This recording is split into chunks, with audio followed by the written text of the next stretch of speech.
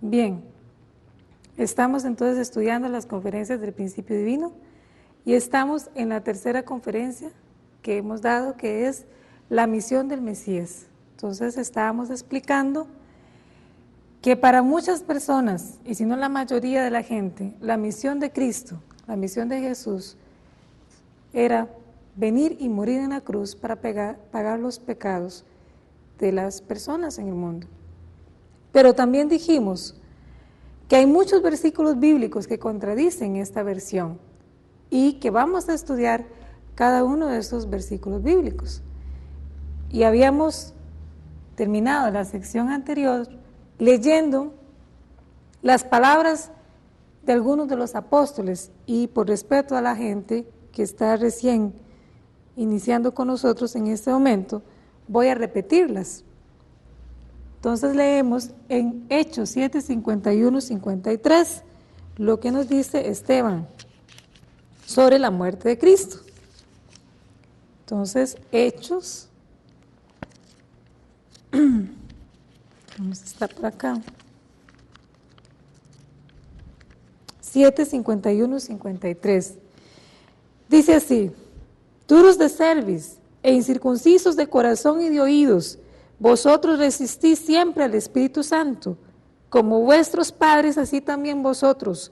¿A cuál de los profetas no persiguieron vuestros padres y mataron a los que anunciaron de antemano la venida del justo, de quien vosotros ahora habéis sido entregadores y matadores? Es evidente que Esteban acá está muy enojado porque han asesinado a Cristo, y él está reclamándole a la gente que son duros de cerviz, dice, duros de mente, igual que vuestros padres, así también vosotros. ¿A cuál de vuestros padres no mataron a los que anunciaron la venida del justo, de quien ustedes ahora sois matadores e integradores? O sea, él está llamando a la gente asesinos de Cristo. Pero bueno, mucha gente puede ponerse a pensar que Esteban podría estar confundido, confuso. ¿Debido a qué? A que él estaba siendo perseguido. Entonces, su angustia, su ansiedad pudo haberle hecho decir estas palabras. Pero vamos a leer entonces directamente las palabras de Jesús. ¿Qué nos dice Jesús con respecto a su misión? En Juan 6, 19, 18, 19, le preguntan a Jesús le pregunta, ¿qué tenemos que hacer para hacer, 6, 28, 29, 28, 29, ¿qué debemos hacer para hacer la obra de Dios? Y Jesús les dice, esta es la obra de Dios, que creáis en el que Él ha enviado. Eso les dice Cristo. Nunca le respondió que la obra de Dios es que lo mataran a Él y lo enterraran. Lo mataran a Él y lo clavaran en una cruz. Nunca le respondió eso. Les digo, la obra de Dios es que creáis en el que Él ha enviado. Yo les voy a hacer una pregunta para que ustedes reflexionen un poquito, para reflexionar un poquito. Si hubieran creído en Cristo la gente, si la gente hubiese creído en Jesús, ¿le hubieran matado? ¿Le hubieran crucificado? La respuesta claramente es que no. Cuando uno cree en alguien, cuando uno sigue a alguien, le es fiel, no le crucifica, no le mata, no. Pero a Cristo le mataron. Y leemos ahí después en Lucas 19, 41, 44. Aquí también Jesús se manifiesta sobre lo que le va a pasar a Israel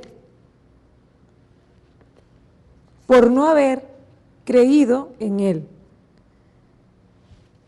Claramente Jesús está ahí triste, sumamente triste, por lo que le va a pasar a su pueblo, por no haberle creído, por no haberle recibido, dice incluso.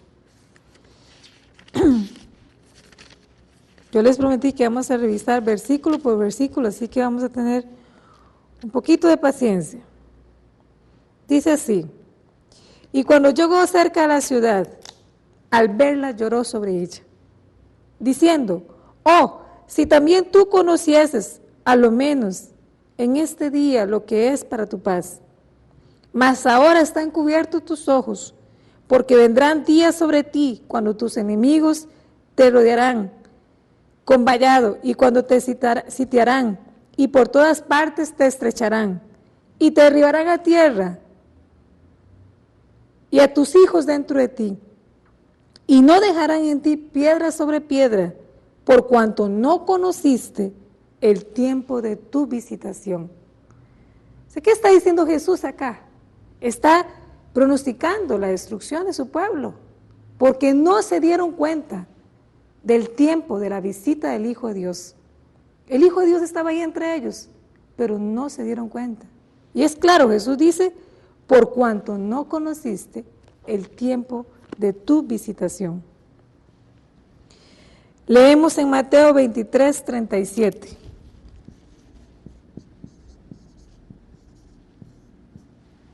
Jesús también lamentándose del pueblo. Dice: Jerusalén, Jerusalén, que matas a los profetas y apedreas a los que te son enviados. ¿Cuántas veces quise juntar a tus hijos como la gallina junta sus polluelos debajo de las alas, y no quisiste?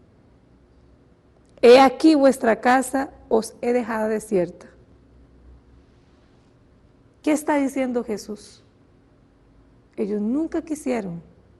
Jesús estaba ahí entre ellos, queriéndolos abrazar, queriéndolos amar, y ellos nunca le recibieron, no quisieron. O sea, no cumplieron con la voluntad de Dios. Jesús en Juan 5, 39, 40.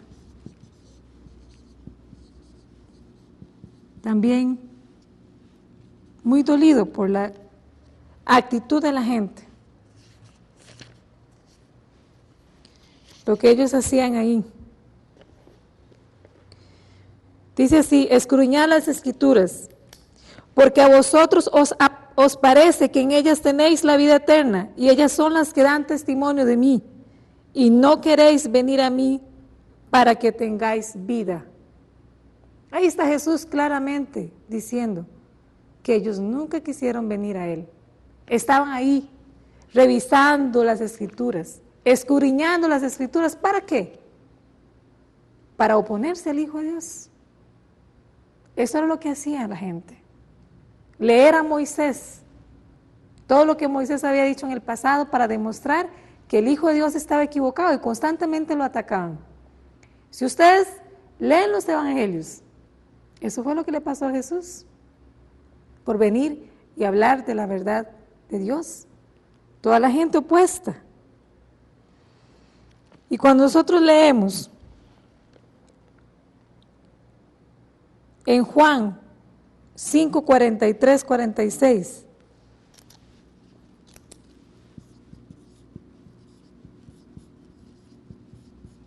vamos a leer seguido. Dice así: yo he venido en nombre de mi Padre y no me recibís. Si otro viniera en su propio nombre, o sea, eso está diciendo: yo he venido en mi nombre de mi Padre y no me recibís. O sea, no le recibieron. Si otro viniera en su propio nombre, a ese recibiréis. ¿Cómo podéis vosotros creer? Pues recibid gloria los unos de los otros, y no buscáis la gloria que viene del Dios único. No penséis que yo voy a acusaros delante del Padre. ¿Hay quien os acusa? Moisés, en quien tenéis vuestra esperanza. Porque si creyeseis a Moisés, me creerías a mí, porque de mí escribió él. Ya eso está siendo claro. ¿Cómo le iban a recibir? Si estaban buscando unos glorias unos de otros. No le creyeron. Esa fue la verdad. A Jesús, la gente de su tiempo nunca le creyó. Nosotros leemos también en Juan 10:38, ya Jesús desesperado, Él dijo, si no creen en mí, por lo menos crean en mis obras, para que sepáis que el Padre está en mí y yo en mi Padre, para que sepáis de quién vengo. Jesús empezó a hacer milagros. Él quería demostrarle a la gente que Él venía de Dios, que Él era el Hijo de Dios y constantemente estaba pidiendo. Pero como no le creían, entonces Él dice, si no me creen a mí, por lo menos crean en las obras. ¿Y qué le respondían a Jesús entonces? Mateo 12:24. Le dijeron a Jesús, o decían de Jesús, es por Beelzebú, príncipe de los demonios, que éste echa a los demonios. Es decir, que no pudieron creer en las obras de Cristo tampoco. Y mencionaban que era por Beelzebú, príncipe de los demonios, que Jesús podía echar a los demonios. O sea, tampoco por las obras pudieron creer. Leemos en Mateo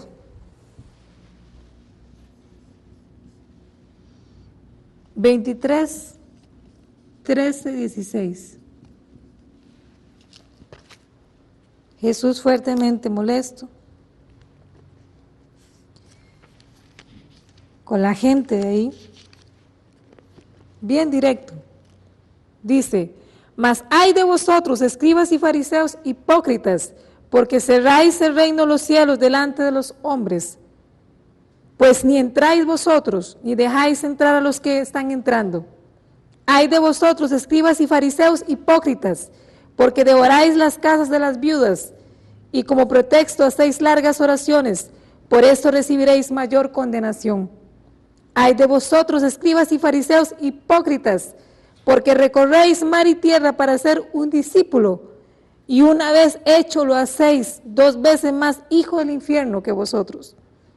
Ay de vosotros, guías ciegos, que decís, si alguno jura por el templo, no es nada, pero si alguno jura por el oro del templo, es deudor. Insensatos ciegos, porque ¿cuál es mayor, el oro o el templo que santifica al oro? ¿Qué está diciendo Jesús? Ahí estaban los eruditos de las Escrituras. Estaba la gente que se creía más sabia que Jesús, que el Hijo de Dios que estaba en la tierra, para hacer la voluntad de Dios. Y estaban oponiéndose. Entonces a Jesús ya aquí molesto por esto, dolido porque él sabía. Y él dice, ay de vosotros, escribas y fariseos hipócritas, porque cerráis el reino de los cielos delante de los hombres, ni entráis vosotros, ni dejáis entrar a los que están entrando. ¿De quién está hablando Jesús acá? De los grandes líderes de las religiones, que en lugar de abrir el reino de los cielos a la gente, ponen obstáculos, barreras, y cierran el reino de los cielos. Ni entran, ni dejan entrar a los que están entrando. Es claro, entonces. No podemos negar las palabras de la Biblia. Pero bueno, hay gente que sigue pensando que Cristo vino a morir en la cruz y que esa era su misión. Vamos a leer 1 Corintios 2:8. A ver qué dice.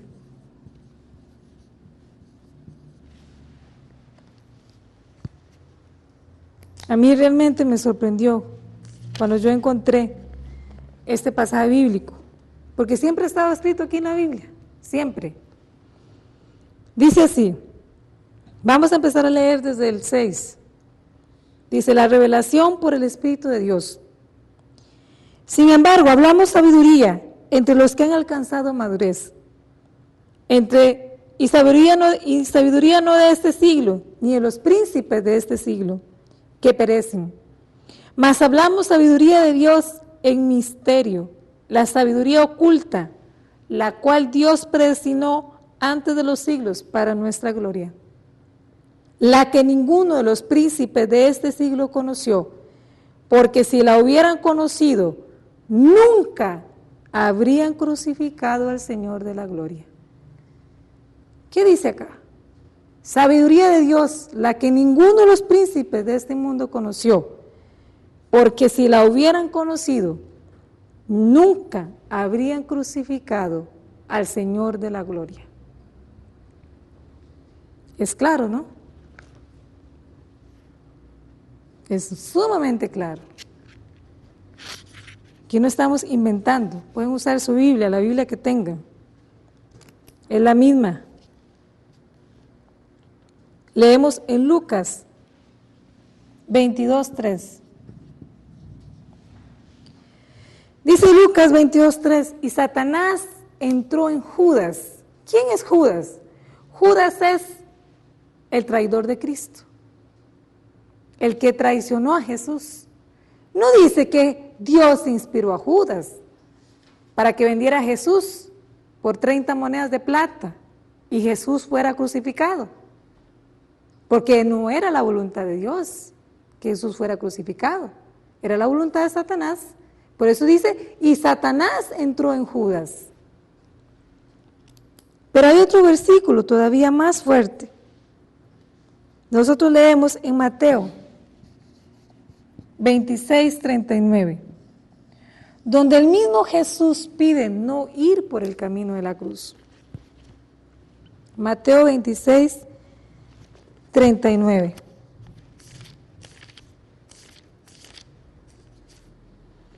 Vamos a leer un poquito más atrás, desde el 36. Dice, Jesús ora en Getsemaní. Entonces llegó Jesús con ellos a un lugar que se llama Getsemaní. Y dijo a sus discípulos, sentaos aquí, entre tanto que voy allí y oro. Y tomando a Pedro y a 2 hijos de Zebedeo, comenzó a entristecerse y a angustiarse en gran manera. Entonces Jesús les dijo, mi alma está muy triste hasta la muerte. Quedaos aquí y velad conmigo. Yendo un poco adelante, se postró sobre su rostro, orando y diciendo, Padre mío, si es posible, pase de mí esta copa, pero no sea como yo quiero, sino como tú. Vino luego a sus discípulos y los halló durmiendo y dijo a Pedro, ¿así que no habéis podido velar conmigo 1 hora?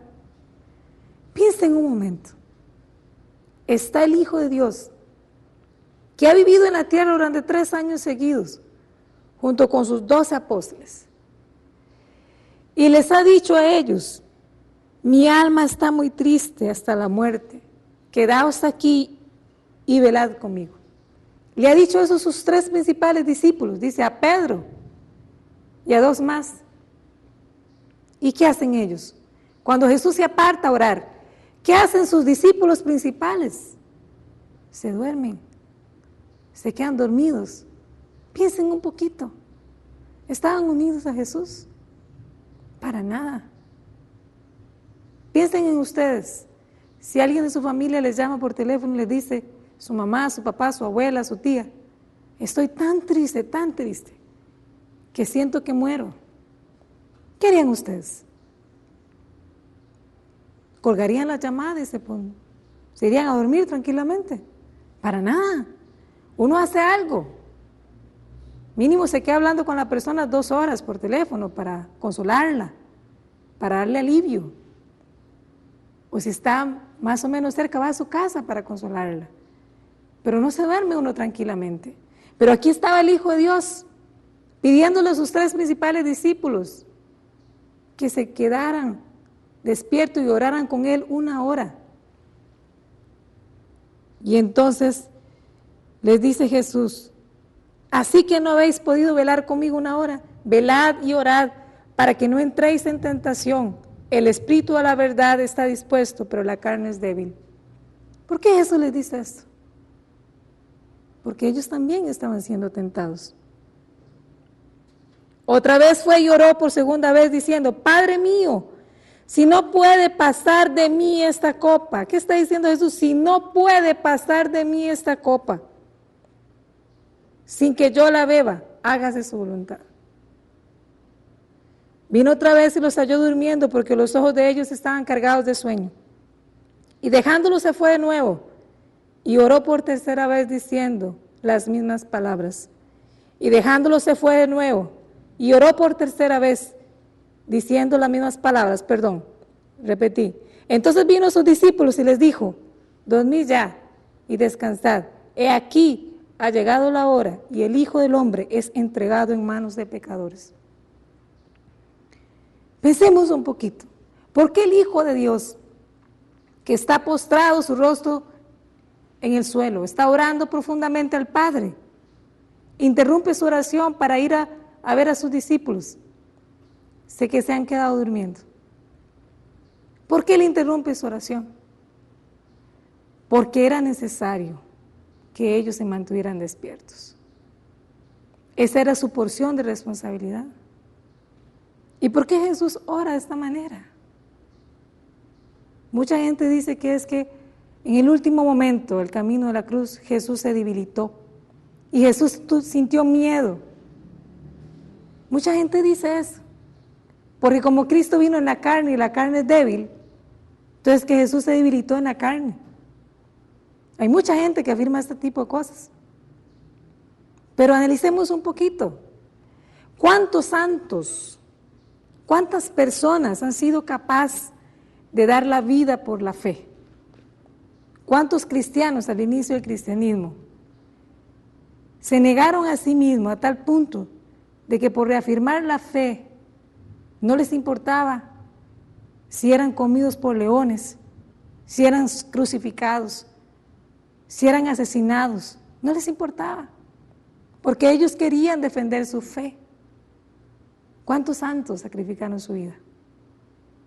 Y ustedes dicen que Cristo se debilitó. El Hijo de Dios sintió miedo al final. Eso no tiene lógica. Las personas de gran fe no se debilitan. El Hijo de Dios que está unido con Dios, menos. Entonces decir que Jesús oró de esta manera por debilidad es la peor blasfemia que podemos decir contra el Hijo de Dios. ¿Por qué Jesús oró de esta manera? ¿Por qué Jesús oró así? Primero, porque había una posibilidad de que Él no tomara el camino a la cruz. Pero tenía que contar con por lo menos 3 personas que creyeran firmemente en Él. ¿Por qué? Porque es la ley de la creación. Una silla o un trípode, para que se quede en pie, necesita por lo menos 3 patas. Jesús, el Hijo de Dios, necesitaba por lo menos 3 discípulos que fueran capaces de estar unidos tanto con Él, a punto de dar la vida por Jesús. Pero eso no existió. Y entonces al final Jesús les dice, dormid ya y descansad. He aquí ha llegado la hora y el Hijo del Hombre es entregado en manos de pecadores.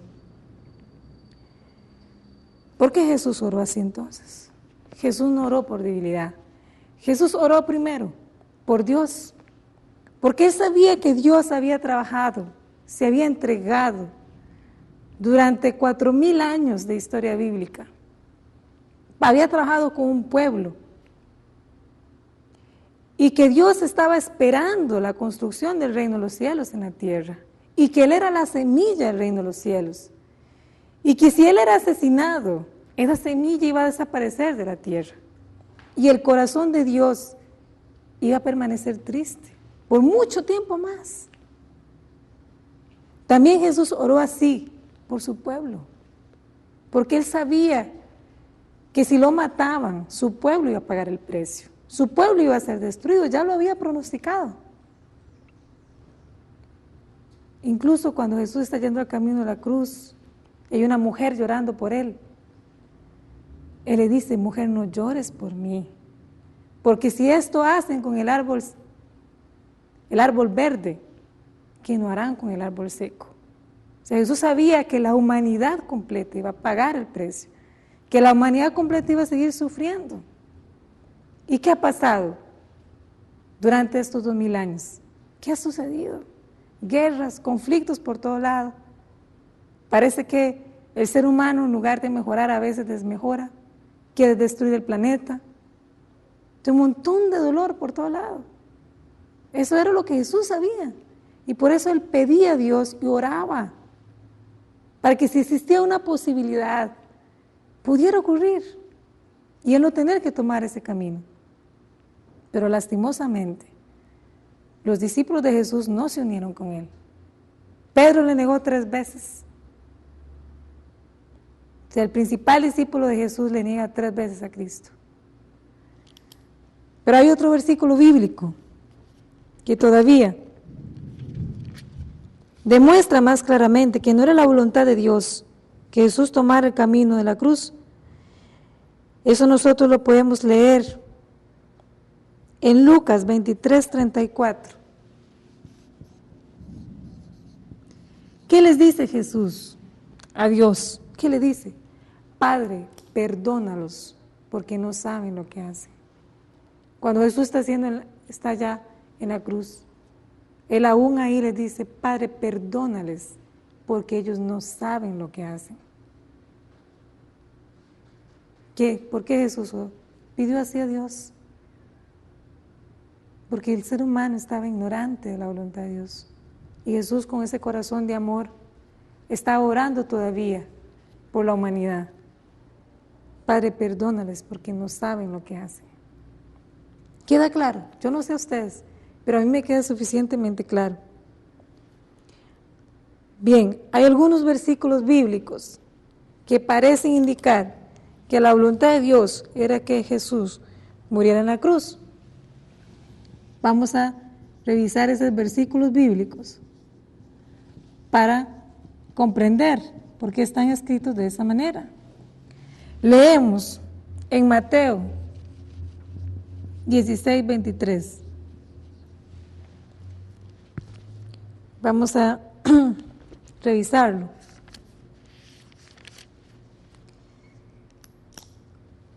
Aquí el título es Jesús anuncia su muerte. Dice, entonces Pedro, tomándolo aparte, comenzó a reconvenirle diciendo, Señor, ten compasión de ti. En ninguna manera eso te acontezca. Pero él, volviéndose donde Pedro, le dijo, quítate delante de mí, Satanás. Me eres tropiezo, porque no pones la mira en las cosas de Dios, sino en la de los hombres. Entonces aquí pareciese que la voluntad de Dios es que Jesús muera en la cruz, a tal punto que cuando Pedro le trata de disuadir, Jesús dice, apártate de mí, Satanás. Hay otro versículo bíblico también, en Juan 3:14.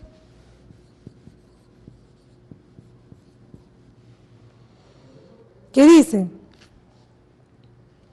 Vamos a leerlo literalmente, mejor. Dice algo así como fue levantada la serpiente en el desierto, así también tiene que ser levantado el Hijo del Hombre. 3:14.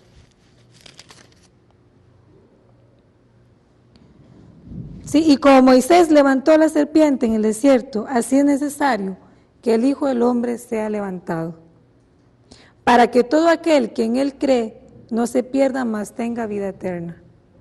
Entonces, este versículo también parece indicar que la voluntad de Dios es que Jesús muera en la cruz, para que todo aquel que crea no se pierda, mas tenga vida eterna. Ok, vamos a dejar estos versículos bíblicos acá, y ahora les voy a explicar qué es lo que significan estos versículos bíblicos, y por qué están escritos en la Biblia de esa manera. En la Biblia hay 2 profecías sobre Jesús, y son 2 profecías tremendamente diferentes. Está la profecía de que Jesús va a ser el Señor de la gloria, y está la profecía de que Jesús va a ser el Señor del sufrimiento. O sea, 2 caminos diferentes, uno como el Señor de la gloria y otro como el Señor del sufrimiento. Vamos a revisar esas 2 profecías.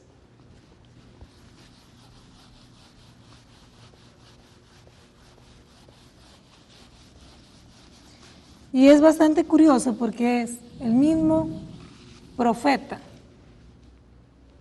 el que hace esas 2 profecías. Entonces dijimos, Jesús había una profecía que decía que Jesús sería el Señor de la gloria. Y otra profecía que decía que Jesús sería el Señor del sufrimiento.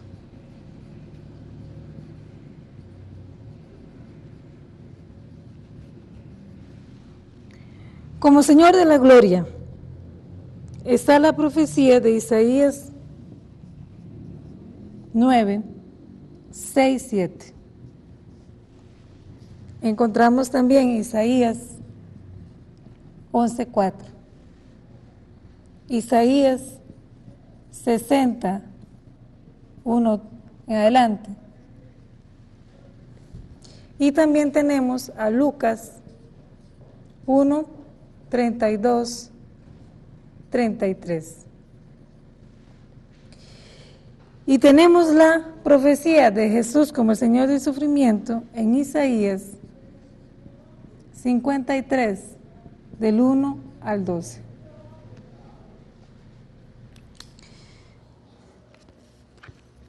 Como el Señor de la gloria, leemos Isaías 9, 6, 7.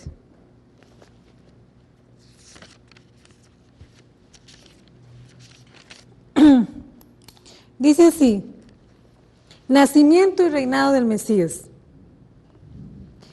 Mas no habrá siempre oscuridad para la que está ahora en angustia, tal como la aflicción que le vino en el tiempo que livianamente tocaron la primera vez a la tierra. Vamos a leer en el 2. El pueblo que andaba en tinieblas vio la gran luz. Los que moraban en tierra de sombras, de muerte, luz resplandeció sobre ellos. Multiplicaste la gente y aumentaste la alegría. Se alegrarán delante de ti como se alegran en la siega, como se gozan cuando reparten despojos. Porque tú quebraste su pesado yugo y la vara de su hombro y el cetro de su opresor, como en el día de Madián. Porque todo calzado que lleva el guerrero en el tumulto de la batalla y todo manto revolcado de la batalla, y todo manto revolcado en sangre serán quemados, pasto del fuego. Porque un niño nos es nacido, hijo nos es dado, y el principado sobre su hombro, y se llamará su nombre admirable, consejero, Dios fuerte, Padre eterno, príncipe de paz. Lo dilatado de su imperio y la paz no tendrán límite, porque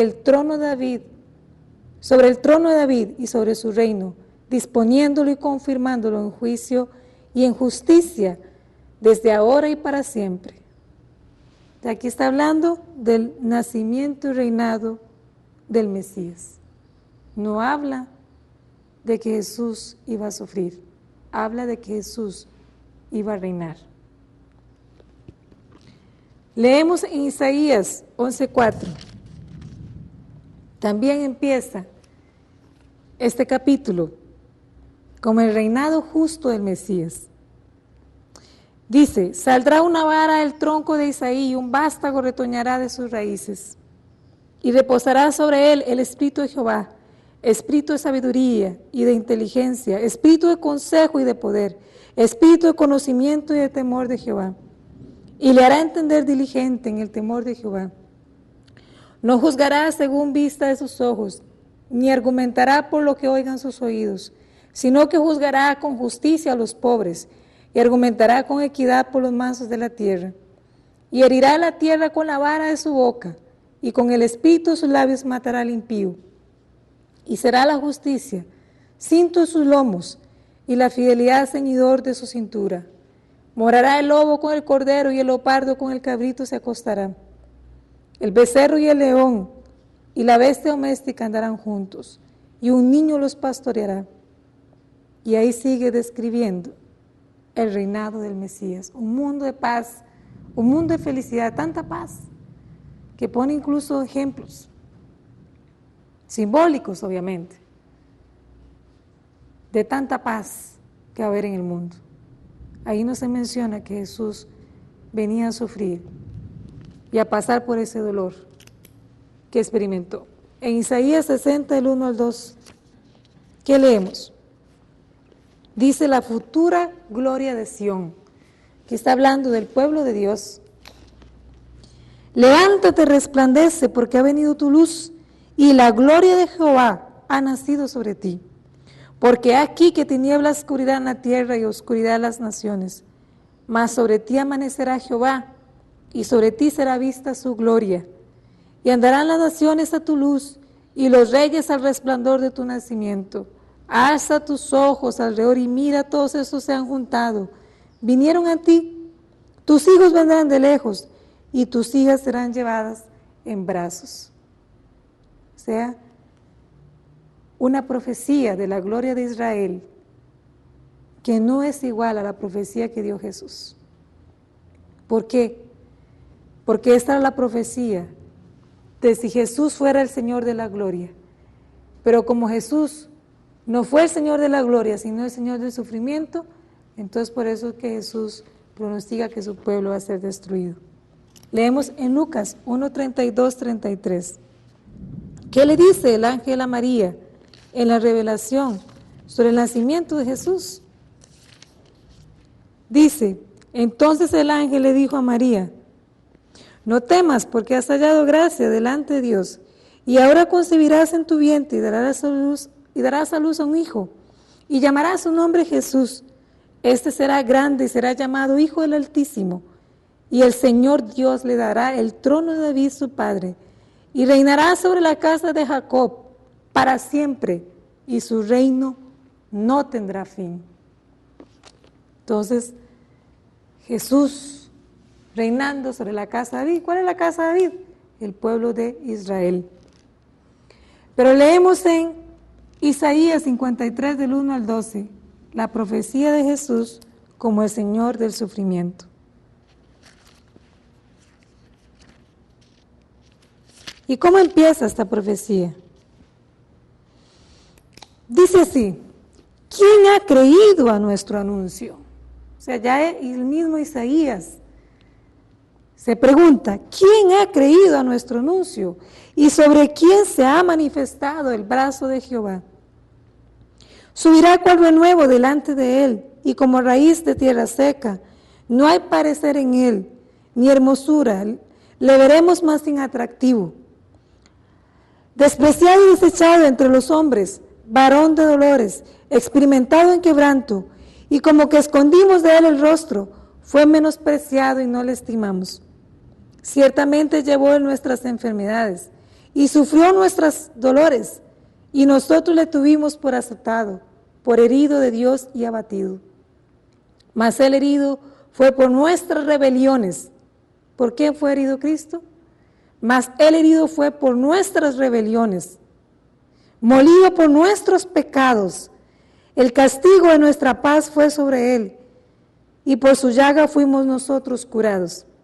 Todos nosotros nos descarriamos como ovejas, cada cual se apartó por su camino, mas Jehová cargó en él el pecado de todos nosotros. Angustiado él y afligido, no abrió su boca, como cordero fue llevado al matadero, y como oveja delante de sus trasquiladores enmudeció y no abrió su boca. Por cárcel y por juicio fue quitado, y su generación, ¿quién la contará? Y ahí sigue describiendo lo que le pasó a Jesús. ¿Por qué hay dos profecías tan diferentes? ¿Por qué hay una profecía que dice que Jesús viene a reinar sobre el pueblo de Israel, que Dios le dará la corona de la casa de David y que su reino no tendrá fin? Y hay otra profecía de Jesús como el Señor del sufrimiento. Esto antes no se podía entender. Hay alguna gente que dice que es que el reinado de Jesús como el Señor de la gloria es cuando Él regrese en su segunda llegada. Señores y señoras, no cierren sus ojos, no cierren sus oídos a la verdad. En el Antiguo Testamento no hay una profecía sobre la segunda llegada de Cristo. Hay una profecía sobre la primera llegada de Cristo, sobre el nacimiento del Mesías en su primera vez. Pero nunca se habló de una segunda llegada de Cristo. ¿Quién empezó a hablar sobre la segunda llegada de Cristo? ¿Quién empezó a decir que tenía que regresar? Fue Jesús mismo. Antes de eso nadie profetizó. Entonces, estas profecías están haciendo referencia para el tiempo de Jesús. Pero ¿por qué una contradice a la otra? ¿Qué fue lo que pasó? Nosotros dijimos que para que se cumpla la voluntad de Dios, para que se cumpla la voluntad de Dios, tiene que haber dos requisitos.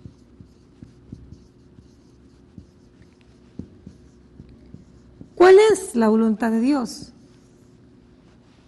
Es el reinado justo del Mesías. Es que Jesús llegue a ser el Rey de Reyes. Entonces, para que la voluntad de Dios se cumpla, tiene que haber el cumplimiento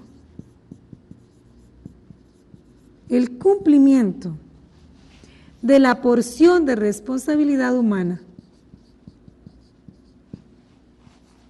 Perdón, de la porción de responsabilidad de Dios.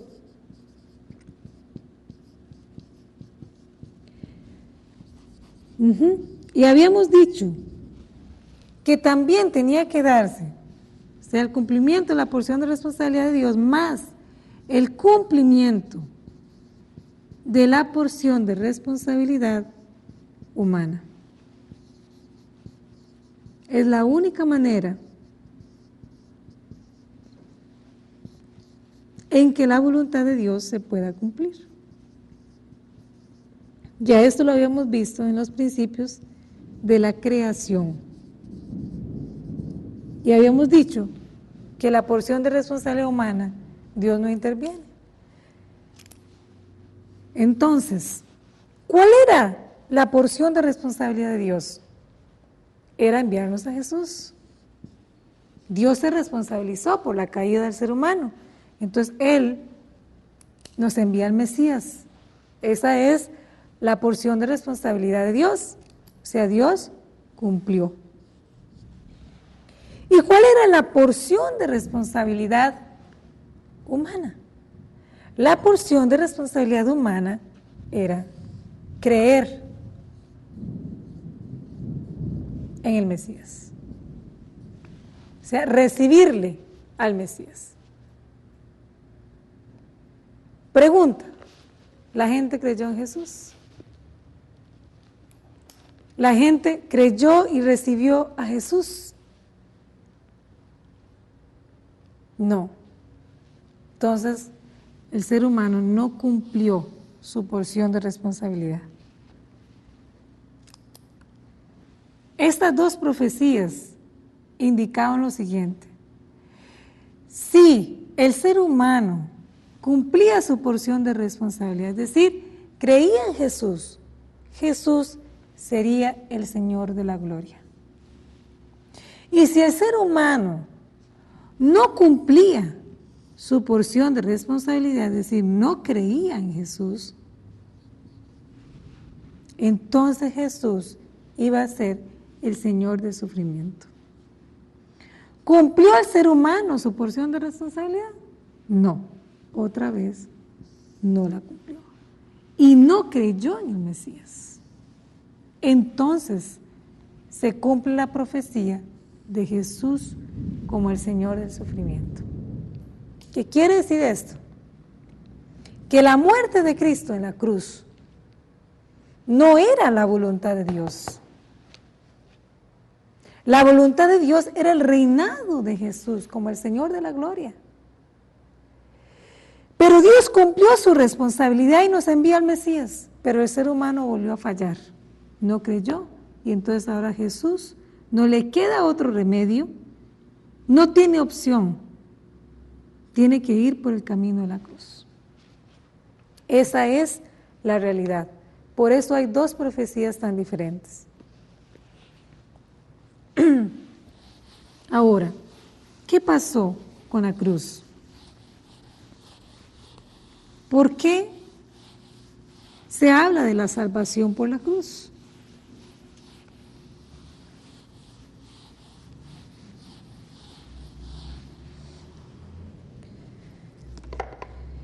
Dios quiere la salvación total. Dios quiere la salvación total del ser humano. Él quiere que el ser humano vuelva a conectarse con Él, completamente unido en mente, en corazón, en acción, unido con Dios. Pero para que eso se dé, entonces, ¿cuál era lo original? Hablemos de este tema, del original. Dios creó el ser humano para que esté unido completamente con Él. Ya eso lo hemos dicho muchas veces. El ser humano tiene que estar unido en espíritu y cuerpo con Dios. ¿Cierto? Pero ya sabemos que esto no ocurrió. Y Dios nos tiene que enviar al Mesías. ¿Para qué?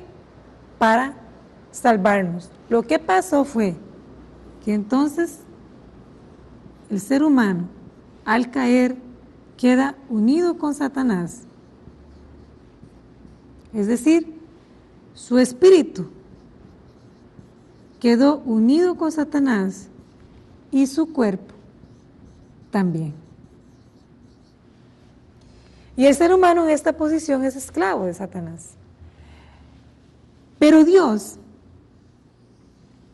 enviándonos al Mesías, ¿para qué? Para que el Mesías, quien viene en conexión completa con Dios, ¿verdad? En espíritu y cuerpo con Dios, la humanidad se une con el Mesías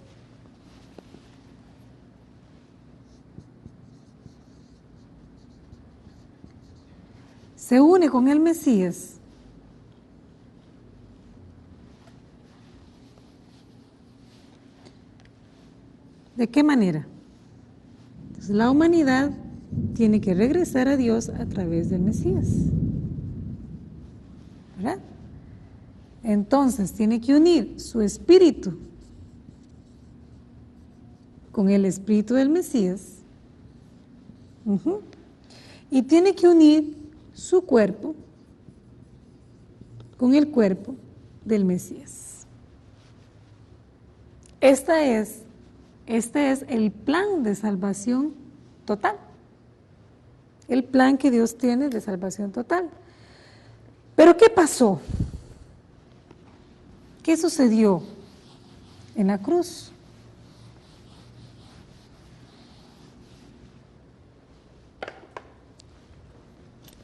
Aquí está Cristo en la cruz. Está Jesús siendo crucificado. Y acá está la humanidad, o sea, los seres humanos que le están crucificando. ¿Inspirados por quién? Por Dios. No, ya dijimos que no fue Dios quien inspiró a la humanidad para matar a Jesús, sino Satanás. Entonces, la voluntad que está cumpliendo la humanidad es la voluntad de Satanás. Y dice la Biblia que tanto amó Dios a la humanidad que entrega a su Hijo, a su unigénito. ¿A quién se lo entregó? ¿A quién le entregó Dios a Jesús? A la humanidad. ¿Qué fue lo que Dios cambió por Jesús? ¿Qué fue? ¿Por qué Dios tiene que hacer esa entrega de Jesús? ¿Y a quién se lo entrega? A la humanidad, pero que está representando a quién? A Satanás. Dios tuvo que hacer un cambio acá. La humanidad entonces mata a Jesús. ¿Sí? Mata al cuerpo de Jesús. Y el cuerpo de Jesús es asesinado por Satanás. Pero Jesús, cuando está muriendo en la cruz, dice, Padre, en tus manos encomiendo mi espíritu. Entonces, el espíritu de Jesús queda unido con Dios. Pero el cuerpo de Jesús fue sacrificado, fue tomado por Satanás. ¿Por qué? Porque Dios se lo tuvo que entregar. Por eso la Biblia dice, tanto amó Dios al mundo que entregó a su Hijo, su unigénito. Por eso, podemos hablar acá de una salvación parcial. O sea, la salvación por la cruz es una salvación parcial. Porque la gente que se une al Mesías por fe en espíritu obtiene una salvación espiritual, pero no la salvación del cuerpo. Por eso Romanos 8:23 dice que nosotros estamos esperando la adopción de nuestro cuerpo. Nosotros gemimos en nuestro interior, esperando la adopción de nuestro cuerpo. Y también dice Pablo, en Romanos 7:21-23, según mi hombre interior, me deleito en la ley de Dios, pero descubro otra ley que está en mis miembros, o sea, ¿dónde? En el cuerpo, que me ata a la ley del pecado. Y esa es la situación miserable en la que quedó el ser humano. Si se une completamente el sacrificio al Mesías, opta por la salvación espiritual, pero no puede optar por la salvación total porque su cuerpo está encadenado al pecado.